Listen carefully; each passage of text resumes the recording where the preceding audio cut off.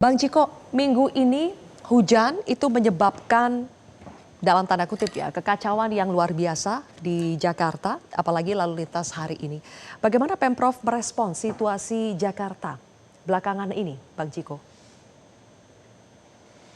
Yang pertama, Sylvia, tentunya Bapak Gubernur menyampaikan keprihatinannya terkait apa yang terjadi dalam beberapa hari terakhir. Yang kedua, kita tahu bahwa cuaca yang kita alami sekarang bisa masuk dalam kategori cuaca ekstrim, artinya ketika curah hujan turun di atas 100 mm dan bahkan rata-ratanya udah di atas 175 mm, dan ini memang kalau kita mau jujur, sesungguhnya sudah melampaui apa yang menjadi kapasitas atau kemampuan infrastruktur Jakarta untuk menanganinya. Terkait dengan itu, tentu kita tidak tinggal diam. Bapak Gubernur telah menginstruksikan jajarannya untuk melakukan berbagai upaya.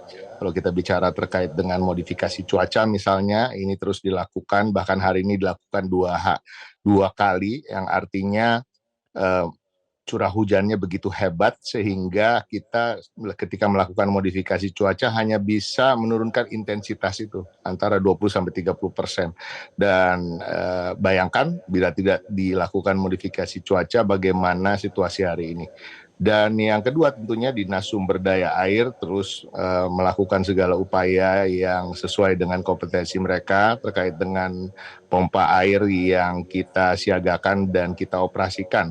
Ada 600 pompa air statis, ada 600 yang mobile yang terus dioperasikan, sehingga kalau kita bisa melihat di berbagai wilayah sempat surut, walaupun kemudian karena curah hujannya kemudian turun lagi, akhirnya tetap naik lagi dan kemudian surut lagi. Dan ini harus difahami juga bahwa ke 1.200 total jumlah pompa air ini tidak bisa beroperasi selama 24 jam penuh, artinya harus ada istirahat terkait dengan kapasitas mesin itu sendiri.